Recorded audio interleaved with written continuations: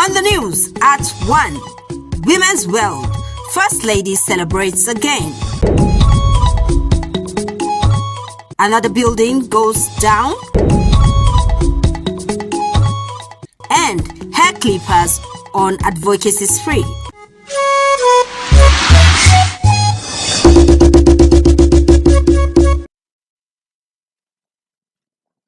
Good afternoon and welcome to the 1 p.m. news on NTA Channel 5, Abuja.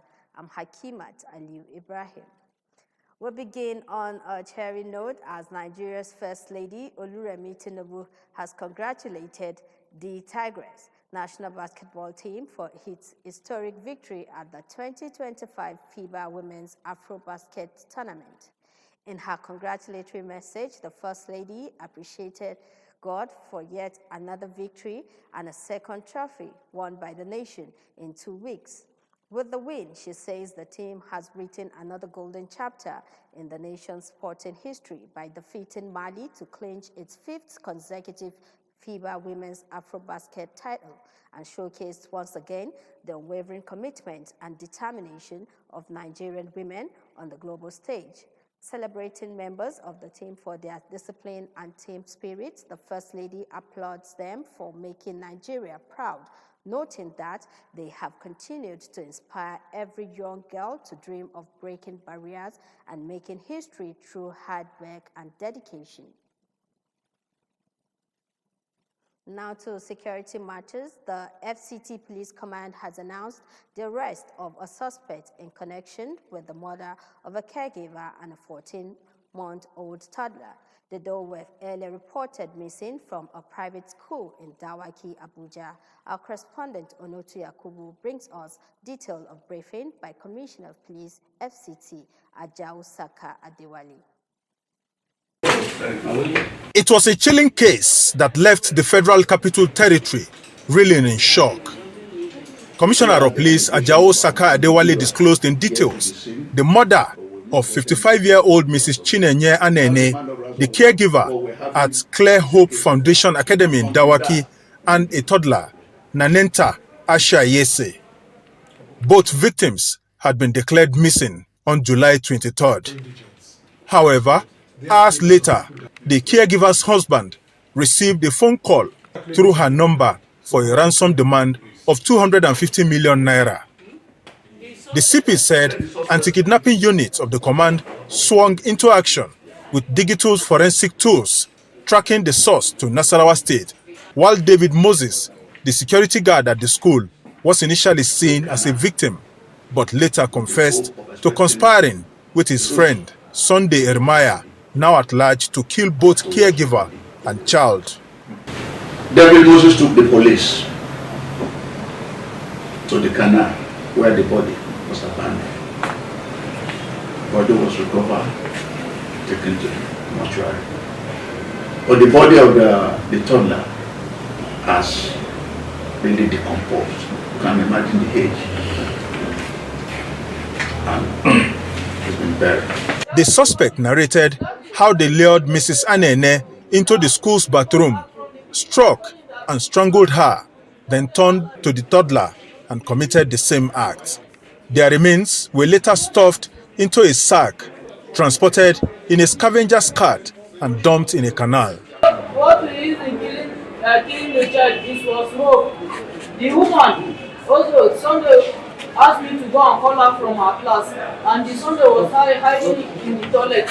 So when I called the woman, I said that I should go and show the woman something at the front toilet so that he will come out from the toilet and hold the woman. So when I was going with the woman, he now came out from his back and he held the woman, put rope on her neck and started struggling with the woman. They struggled with her till she was weak. This is no longer an era of blindfold or blind trust. What we're talking about is due diligence, especially in the engagement of services of domestic staff and people that work closely with us. Despite their deaths, the suspect went on to receive 3 million naira from the family under false pretenses. A dispute over the ransom sharing led Sunday to stab David, who then fled into the hands of police operatives.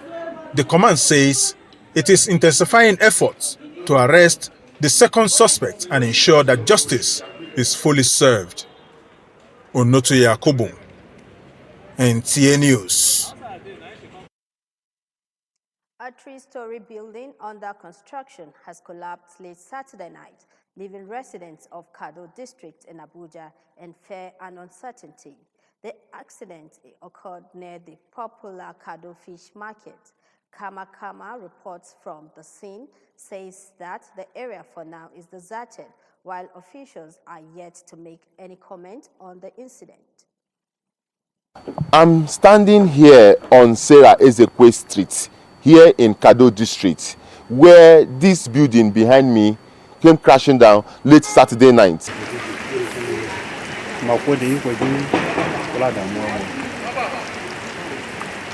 Eyewitness say the collapse occurred around 10 p.m.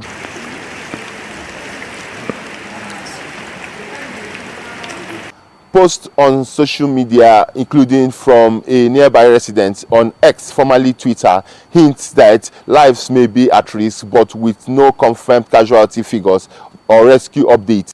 It's a three-story building of 3 blocks, still under construction. Although the area is deserted, eyewitnesses who refuse to speak on camera say the collapse may have been due to the heavy rains in the last few days, which may have weakened some parts of the building. They could not ascertain if there were people inside when the building collapsed. As of now, officials are still being expected at the scene. Moving on, the Nigerian Bar Association Garki branch wraps up its 2025 Law Week with a dinner and raffle draw in Abuja. The event brought together legal practitioners and guests for an evening of celebration, networking, and reflection on the week's activities. Rabiat Shaib brings us the details.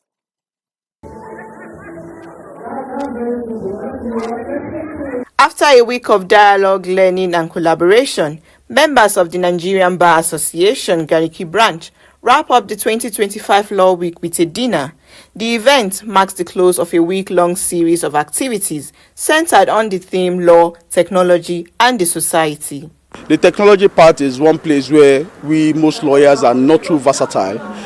So it had been a very nourishing and enriching experience to hear experts in this field talk to you and then explain to you how you could better your practice using technological tools.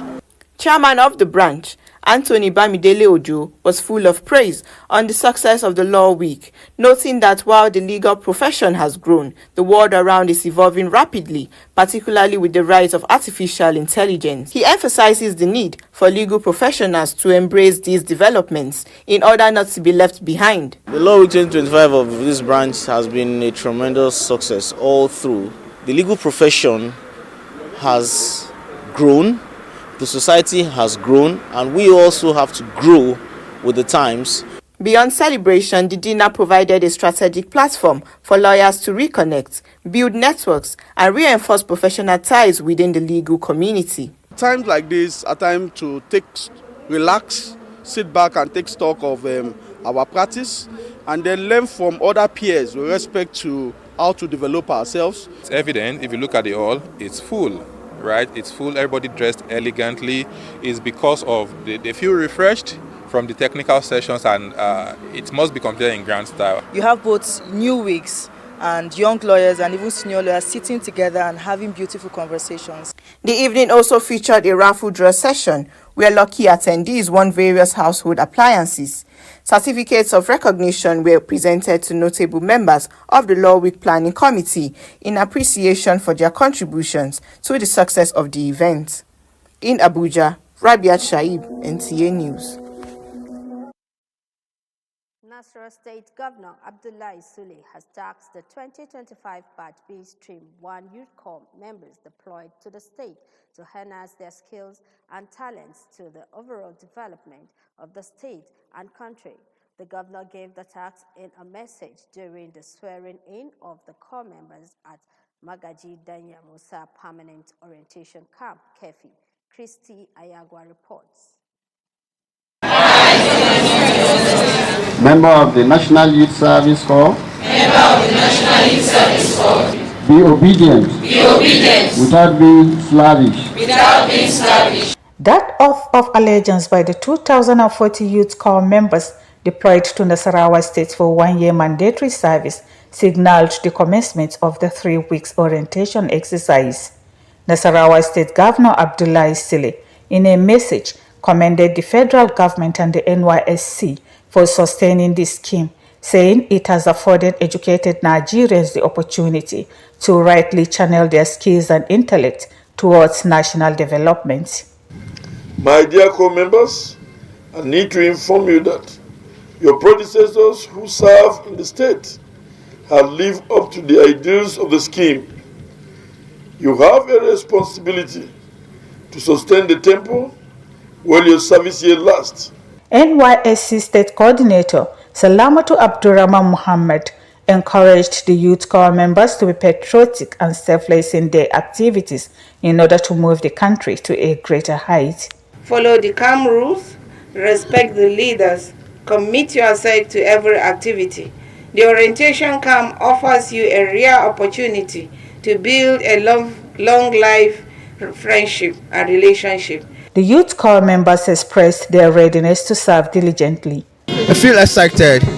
It's indeed an awesome experience. I'm coming from Lagos State, so it's really good to be in a northern state right now. The weather, the environment, everywhere, it's really good. It's a really nice place because I've learned new skills, a lot of experiences. With the zeal displayed by the Youth Corps members, it is evident that they are ready to serve their motherland under the sun or in the rain.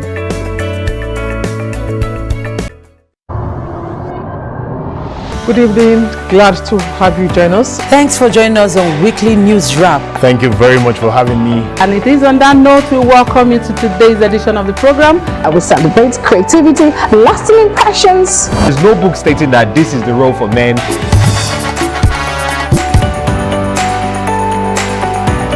On the news. On the news at 7. The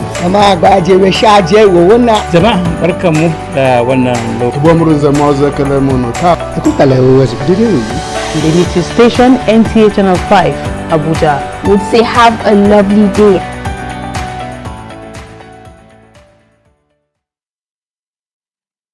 Welcome back from that break. It's still the 1 p.m. news on NTA Channel 5, Abuja. The newly admitted and elevated members of the Order of the Knights of St. Mulumba, a Catholic organization, have been urged to uphold the values of discipline, integrity, and moral uprightness in all their engagements. The charge was given by Reverend Father Paul Maji during the induction ceremony of the order. Hadiza Godwin Ebune has the report. It was a celebration of faith, humanity, and godly virtue at the Holy Trinity Catholic Church in Maitama, Abuja, as members of the Order of the Knights of St. Mulumba gathered for a Thanksgiving service in honor of newly admitted and elevated members. During the induction ceremony, Reverend Father Paul Maji charged the Knights to commit their time, talent, and treasure towards making meaningful impacts in the lives of fellow citizens. The Grand Knight of the Order emphasized that the gospel remains the key vehicle through which knights engage and communicate with society.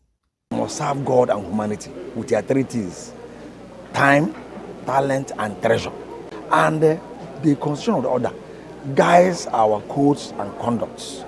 At every point in time, you know what to do. And in event of any default, there is a sanction. Admitted and elevated members pledged to uphold the responsibilities entrusted to them, promising to diligently carry out their mandate with integrity and dedication. We seem to be doing this for all our years since we entered in 2008. So climbing on the 4th floor today is something we thank God for, and it's only God that can be praised for that. It's worth celebrating that we are being found worthy to be ladies of St. Mulumba and knights as my husband. So we are happy. I'm no longer a baby in Catholic. Everything that I know that is not good, I have to drop it. the one I can improve, I must force myself to improve on it. Order of the Knights of St. Mulumba described themselves as a vital part of both the church and the large society, stressing the importance of emulating Christ and promoting peace, unity and moral leadership across the country. Hadiza Godwin Ebune, NTA News. Still on religion, the Nurul Yaqeen Islamic Foundation has held its 6th annual Quranic graduation ceremony in Abuja, emphasizing that the Quranic is not just to be memorized but lived. The event brought together families, scholars, and well-wishers to celebrate students who have memorized the Holy Quran, with a call for them to embody its teachings and in their daily lives. As Rabiat Shaib brings us the details. The event commenced with an opening prayer, setting a solemn tone for the gathering. This was followed by a recitation from the glorious Quran.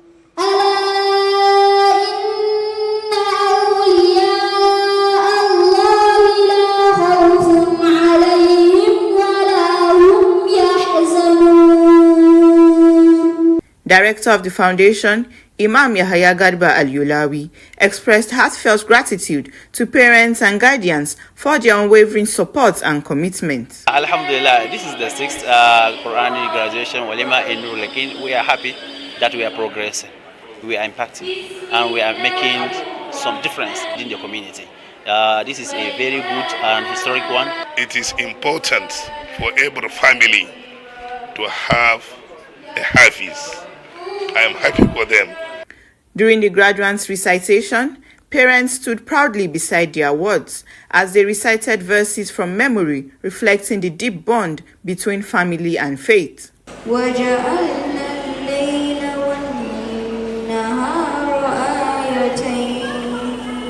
A family with 3 siblings who all completed the Quran became the highlight of the event, drawing admiration and inspiring many in attendance.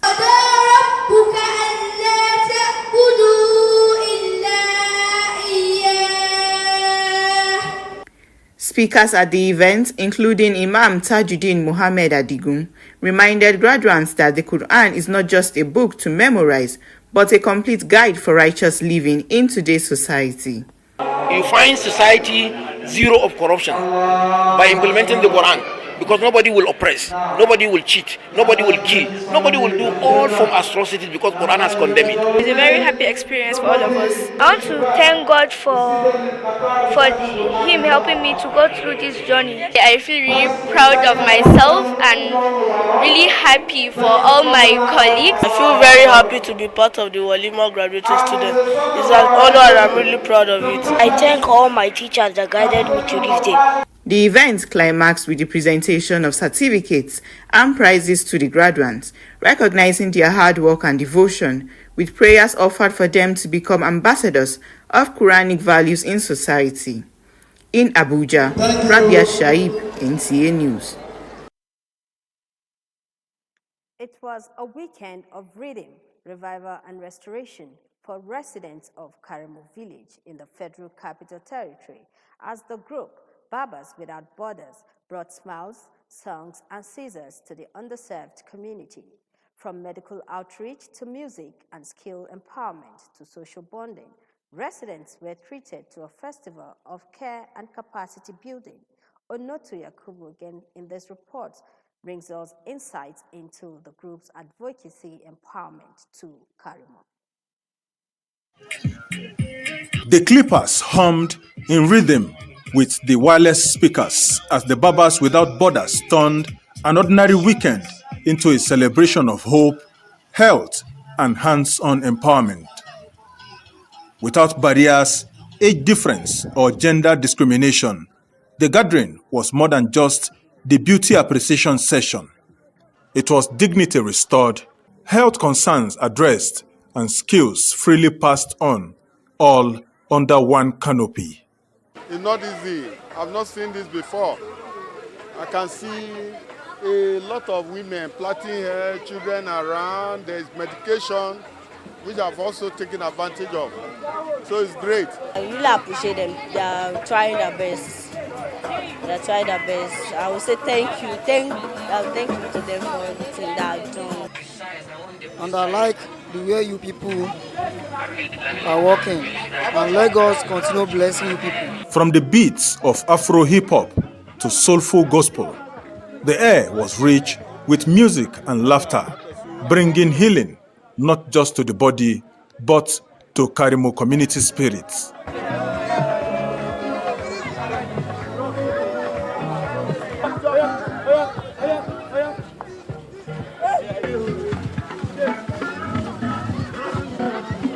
I like the way we now organize this thing because many people there for this area, they don't get money to even go chemist to go buy medicine. The chief said I should greet you people that it's not around, it's traveled. If not, it's supposed to be around by now, but he traveled yesterday. In the heart of it all was knowledge. Locals, both young and old, were trained in the art of barbing, an intentional step towards self-reliance, one clipper at a time. We've been doing this for almost a year now.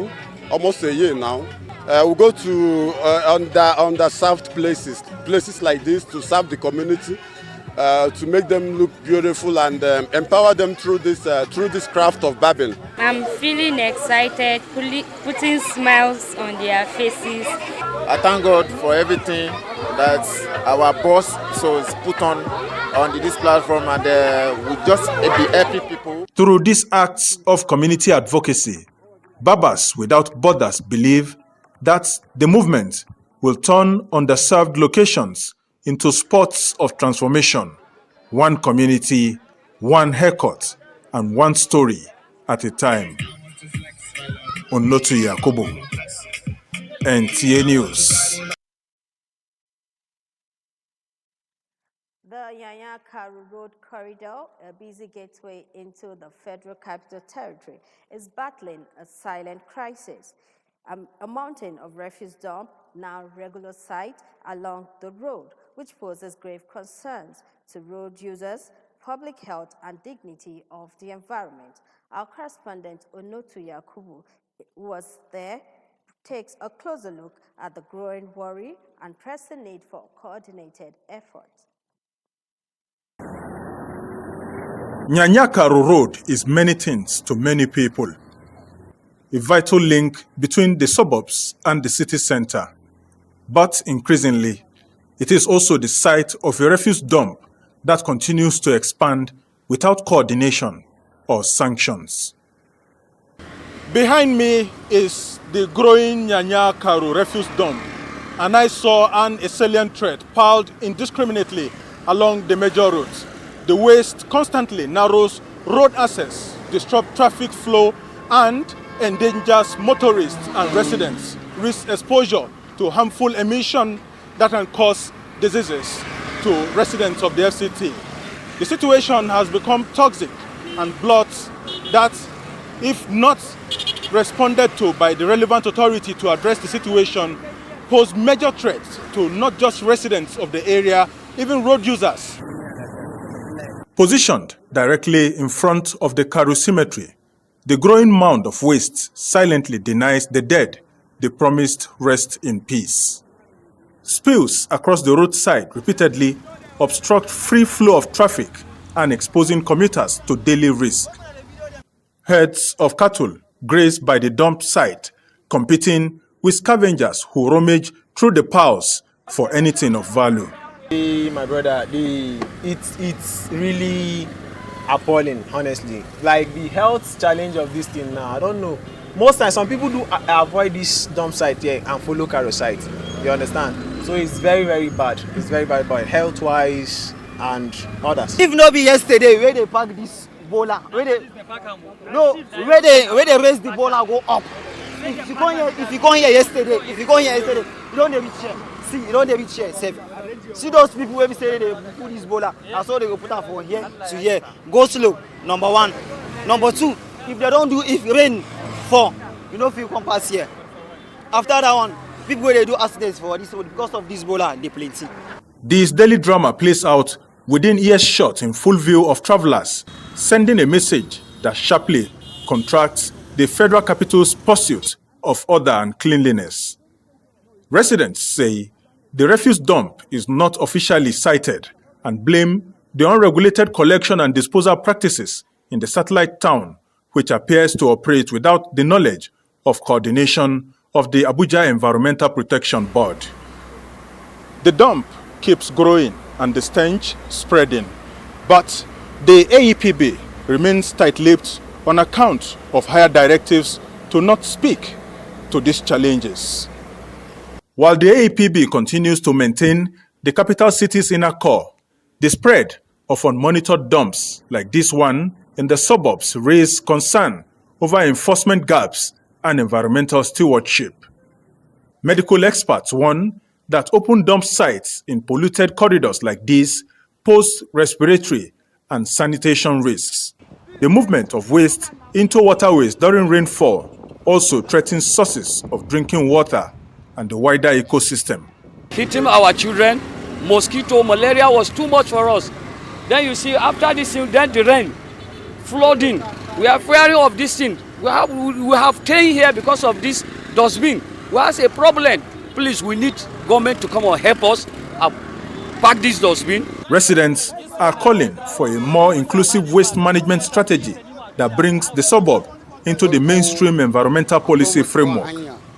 As the capital continues to grow, so must the systems that ensure its surroundings reflect the vision it was built on. The site for now stands a reflection of what's left unattended in the shadow of progress. Onoto Yakubu, NTA News.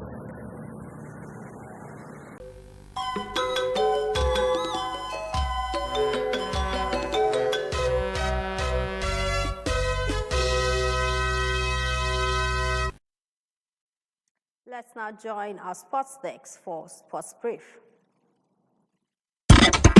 Nigeria's The Tigress once again proved their dominance on the continent by defeating Mali to retain their crown in the final of the 2025 Women's Afro Basketball Championship held in Ivory Coast Sunday night. The encounter, which started with the Nigerian ladies setting the tempo, but Mali took back to edge the first quarter 26-21.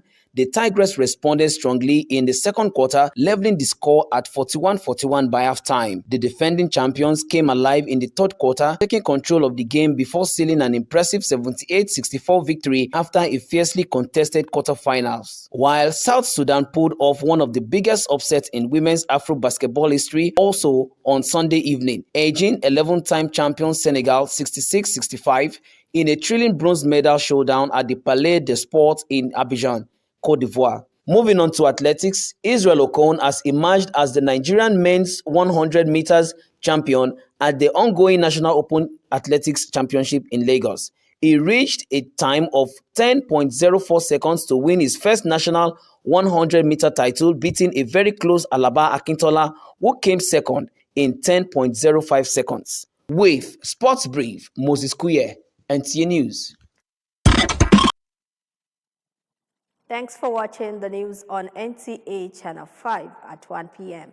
Join us again at 7 for more. Good afternoon.